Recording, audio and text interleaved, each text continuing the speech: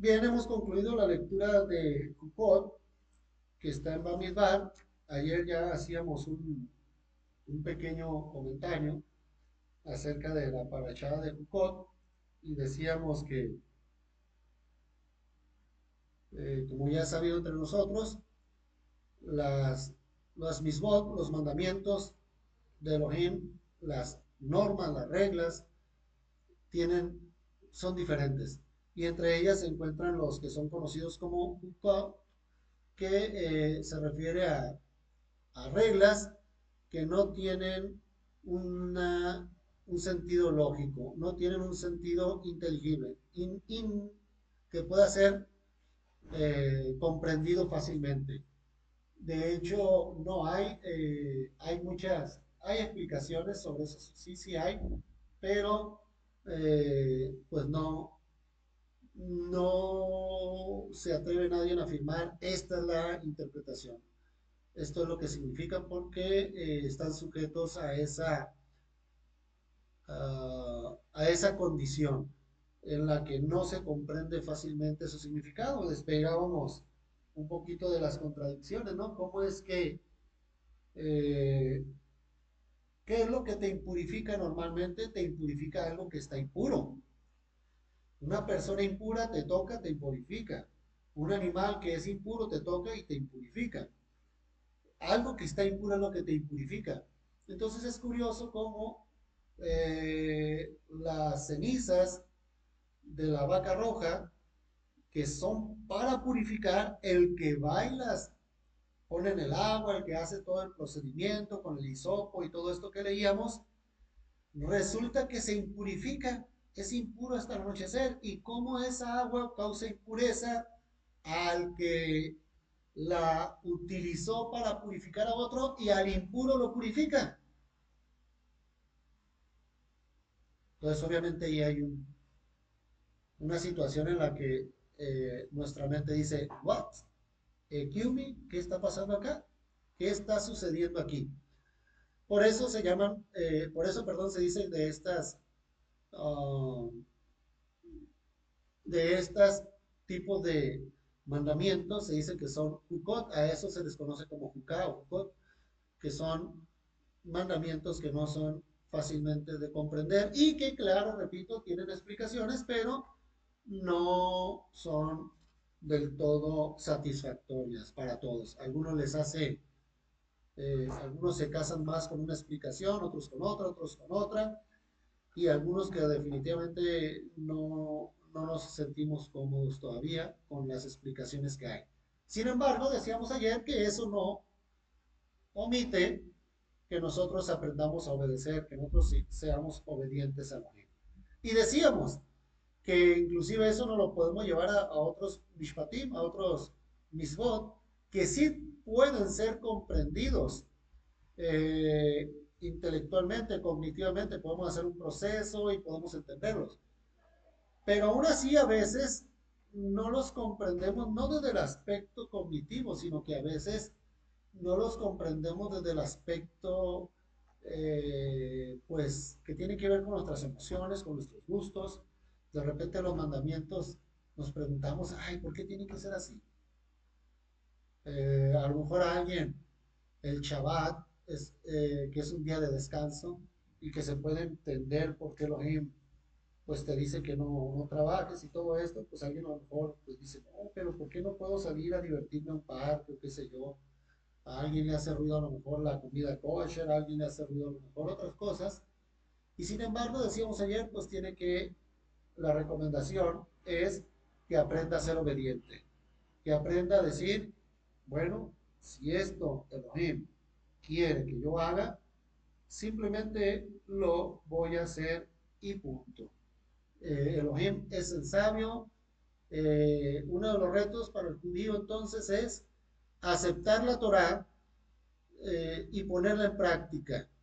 No necesariamente porque entiende todo lo que hay ahí, no necesariamente porque su carne se siente cómodo con todo lo que está ahí, no necesariamente porque es lo que él quiere hacer, simplemente porque acepta el yugo de la Torah, acepta las ordenanzas de la Torah como venidas, y esa es la emuná, Ahí pueden ver la emuná. Por eso decía, hemos dicho en otras ocasiones, muéstrame tu fe con tus obras. Muéstrame tu fe con tus obras. No me vengas con que tienes fe. Muéstrame tu fe con tus obras. Si tú dices que crees en el Elohim de Israel, si tú dices que crees que los mandamientos son vigentes, si tú dices que crees y entiendes que Elohim es sabio, y ahí está la verdad, pero de repente haces un lado un mandamiento porque no te cuadra, pues la emuná no es muy fuerte que digamos. O sea, no me puedes decir que tienes emuná y de repente no, al menos tratar de guardar un mandamiento.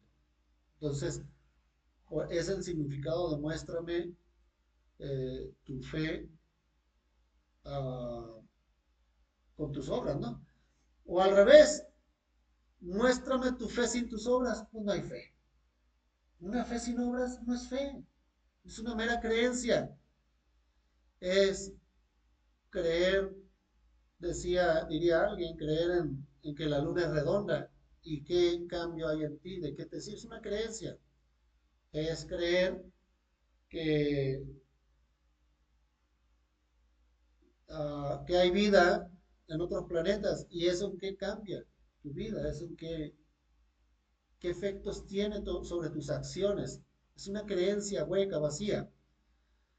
La emuná en Elohim no puede ser una creencia vacía y hueca. La emuná en Elohim tiene que tener contenido. Tiene que tener contenido. ¿Por qué no nos vamos al parque este día? ¿Por qué no aprovechamos para ir a la playa? ¿Por qué no aprovechamos para hacer nuestros asuntos? Porque como creemos en Elohim, como tenemos una emuná, con nuestras obras acompañamos esa emuná. ¿Por qué hacemos la lucha de guardarlo lo más que podemos y estar y anhelamos y tenemos la esperanza de construir ingresos que nos permitan ya no tener que hacer actividad de los sábados? ¿Por qué? Porque tenemos una confianza y tenemos que luchar para llegar a ese lugar, para demostrar nuestra emuná. Ese es algo que podemos aprender también a través de los Hukot, cómo la obediencia se tiene que dar, decíamos ayer, sin necesidad de comprender, sin necesidad de, de conocer el significado o los para qué. Hay algunos, por ejemplo, yo lo vuelvo a repetir, hay algunos que intentan ligar lo kosher con la salud y buscando a veces darle un sentido al alimento kosher como el mejor alimento en salud. No necesariamente, ¿eh? No necesariamente. Ya he platicado que la Coca-Cola es kosher y pues de saludable no tiene nada. Ya se ha certificado la Coca-Cola y alguien que piense que la Coca-Cola es saludable, pues hombre. Entonces, no, lo kosher no se debe, no necesariamente le tienes que encontrar un sentido saludable para obedecerlo. Se come kosher porque Elohim quiere y punto. Así de fácil. Se come kosher porque Elohim quiere y se acabó. Se acabó. Vamos a suponer que se descubriera que hay algún animal impuro que es muy nutritivo. Es más, por cierto, hay muchos insectos que han sido catalogados como una fuente muy buena de proteínas y de no sé cuántas cosas, pero son impuros, no son kosher. Entonces vemos que lo kosher no necesariamente tiene que ver con la salud, con un alimento saludable. Sí, es cierto, la mayoría del alimento kosher es más saludable que el no kosher, pero no siempre. Entonces no está en función a eso, porque entonces Elohim nos hubiera dicho, nos hubiera permitido comer ciertos alimentos que sí son saludables, que sí son saludables. De hecho, no sé, esta lo voy a soltar así al parecer, no sé si sea cierto, algunos afirman que la manteca de cerdo es más saludable que el aceite, que algunos aceites. Y obviamente, pues ni de locos vamos a probar la manteca de puerco solo por ser saludable o ser más saludable que otras comidas, que sí son kosher. Entonces, repito, ni de locos, ¿no? Porque el kosher es impuro totalmente, 100% impuro, no puede entrar a nuestra mesa de ninguna manera. Y entonces debemos de dejar de creer o de buscar siempre un significado, eh, de- no para dejarlo de buscar, sino me refiero como condición para obedecer. No debe ser condición para obedecer entender un mandamiento, comprender un mandamiento. Nosotros debemos estar dispuestos a obedecer a Elohim simplemente porque Él lo ordenó. Y si Elohim nos quita algunos placeres, si Elohim nos quita, nos limita, tenemos que preguntar a Elohim por qué, porque hay algo bueno ahí detrás. Obedecerlo y preguntarle y pedirle que nos ayude a entender qué está pasando ahí. Bueno, pues bien, todo eso se comentó ayer, eh, quizás no con las mismas palabras, pero era la idea. Hoy vamos a comentar solo un poquito de esto. Llegaron los hijos de Israel, toda la congregación al desierto de Sin en el mes primero, y se asentó el pueblo en Kadesh. Falleció allí Miriam y fue enterrada allí. Entonces no hubo agua para la congregación y se reunieron contra Moshe y contra Aarón.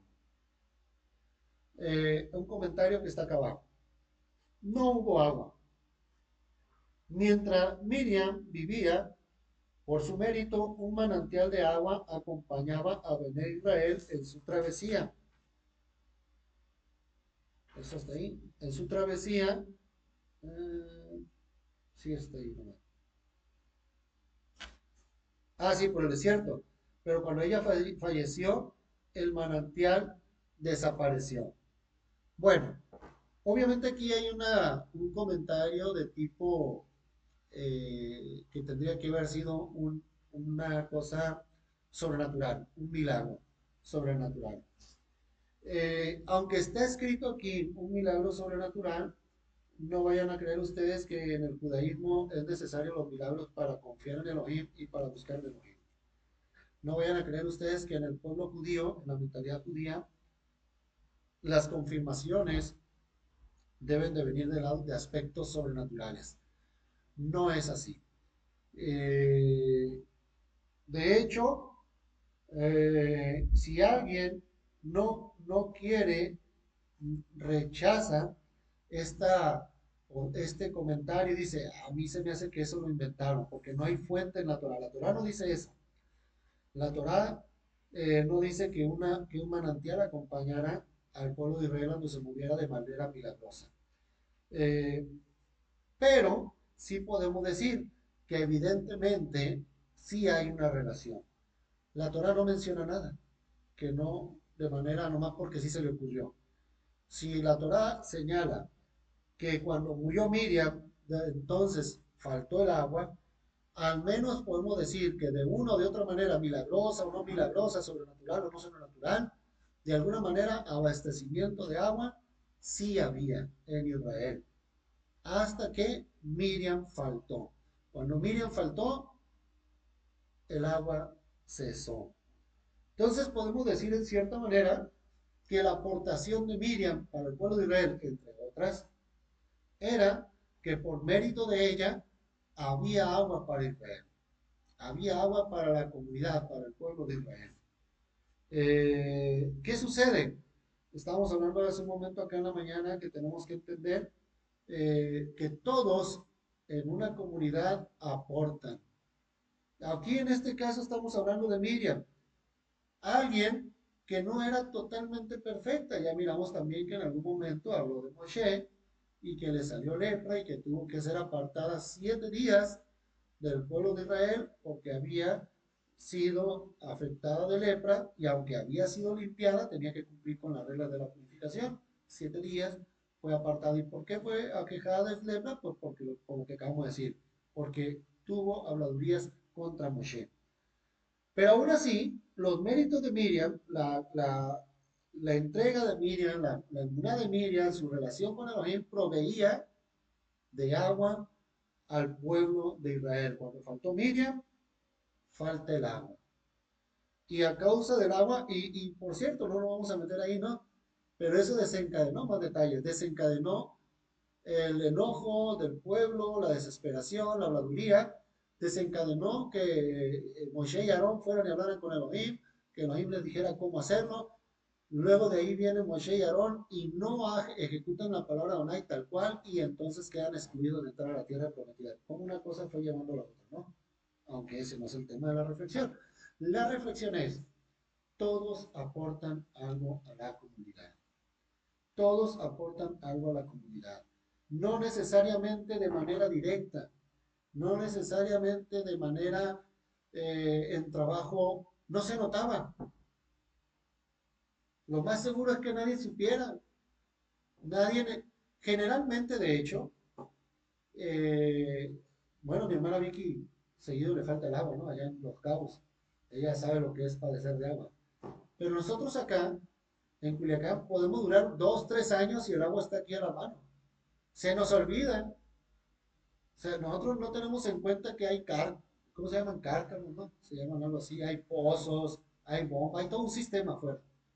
Ah, pero se rompe una línea principal, se descomponen 2 o 3 bombas, como a veces ha pasado, de las principales, de las más fuertes que abastecen toda la ciudad, y de repente deja de haber agua y en ese momento todos nos hacemos conscientes de dónde venía el agua, que no llega aquí mágicamente. De repente tú vives y te levantas y aprovechas todo lo que hay y se te olvida. No sabes o simplemente a veces ni siquiera sabes. Pero cuando falta, te preguntas de dónde, por qué, qué falta. Y entonces ahí buscas en las noticias y te enteras que existen 5 bombas en fulano lugar y hubo un problema, no sé, se quemó hace poco pasó algo así, no recuerdo qué, pero de las bombas principales de la ciudad hubo un problema y se cortó el agua y hubo escasez de agua por varios días. Ah, ya te enteraste de dónde viene. Pues así pasó con Miriam. Lo más posible es que pues nadie sabía, simplemente todos aprovechaban. A donde llegaban había agua. Había agua, dice la Torre, dice aquí el comentario judío que era de manera sobrenatural, de manera milagrosa, no lo sabemos, pero lo había. Había agua. No sabes ni por qué, tú simplemente tienes agua siempre y ahí está tu cubeta de agua. Falta Miriam, falta el agua. Ah, ok. Entonces se entiende, se descubre, resulta que la que provee agua con sus oraciones, y no necesariamente porque esté orando por agua, por mérito. Simplemente su presencia ahí trae agua.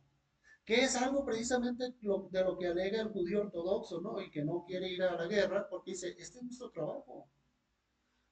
Inclusive algunos soldados sí lo creen.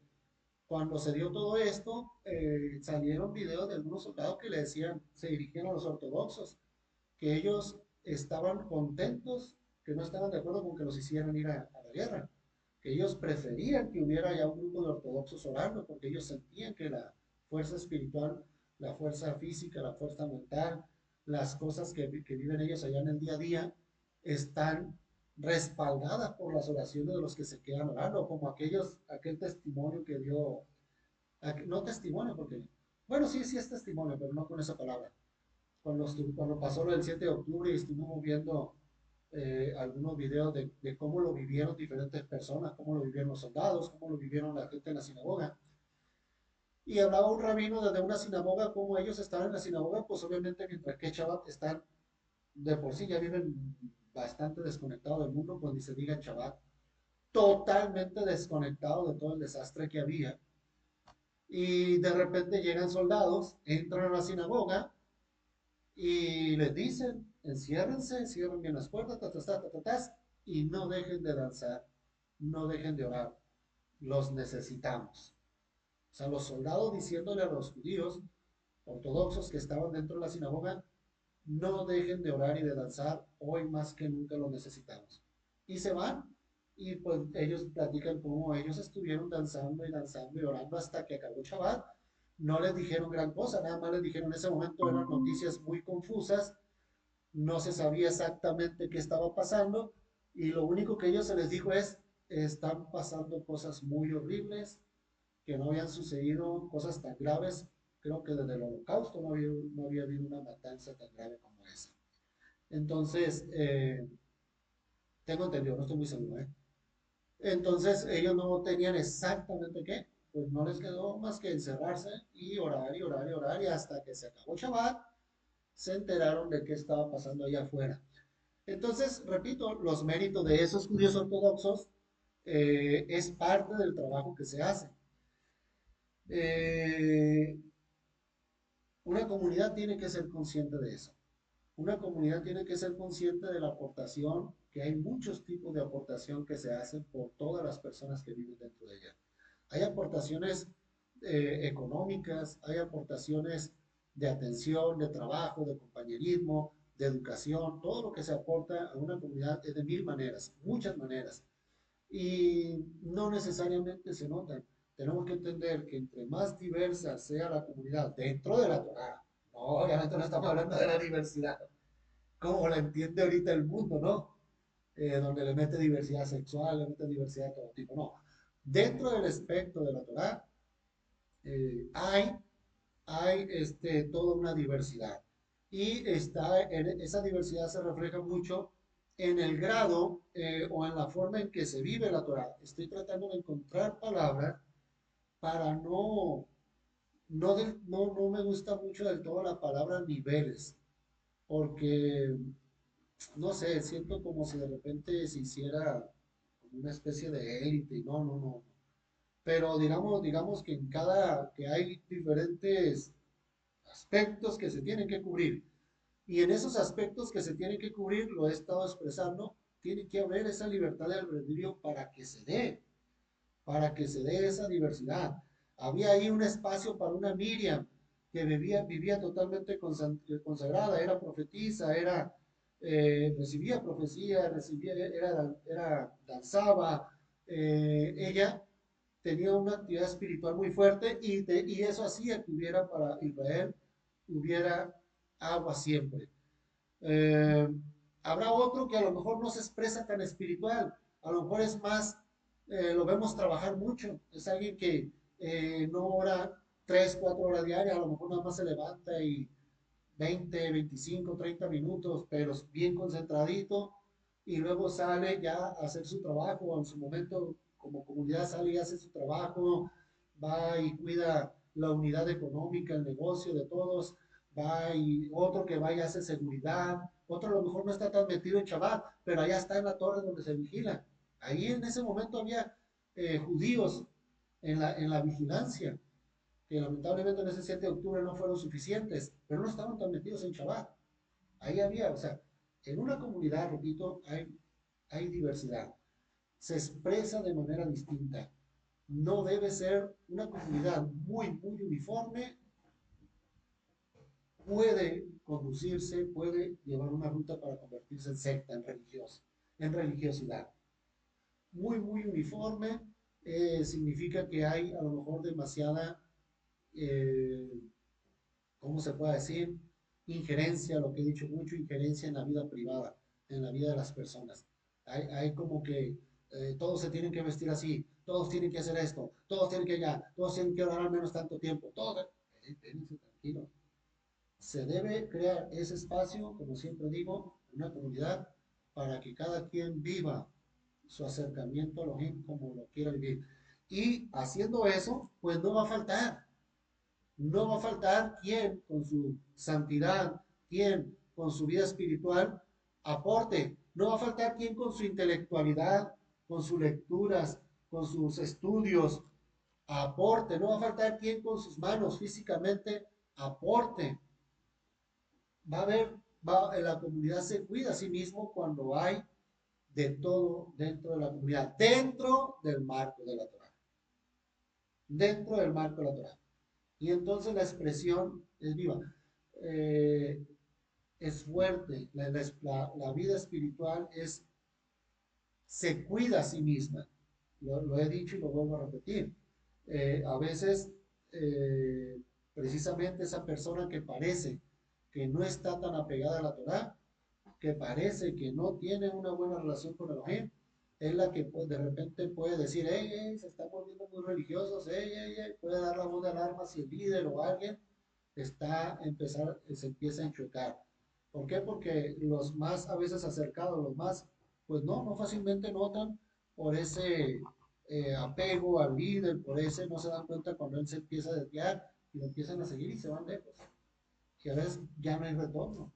A veces ese líder comenzó bien y para cuando ya la cosa se echó a perder, ya no hay retorno. Ya hay toda una secta ahí funcionando que se desvió de los propósitos originales, se fueron lejos.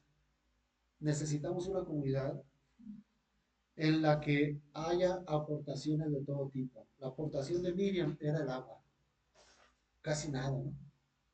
Casi nada, el líquido vital del agua. Y ve tú a saber los significados. Nos vamos a quedar hasta aquí, ve tú a saber los significados espirituales del agua y todo esto. Pero Miriam estaba ligada a el agua que había para el pueblo de Israel. Entonces, eh, pidamos a Elohim que tengamos esa sabiduría y que todos nosotros seamos gente que aporta, que traemos algo a nuestro pueblo, algo a nuestra familia, algo a nuestra comunidad, algo a nuestro pueblo. Shabbat Shalom.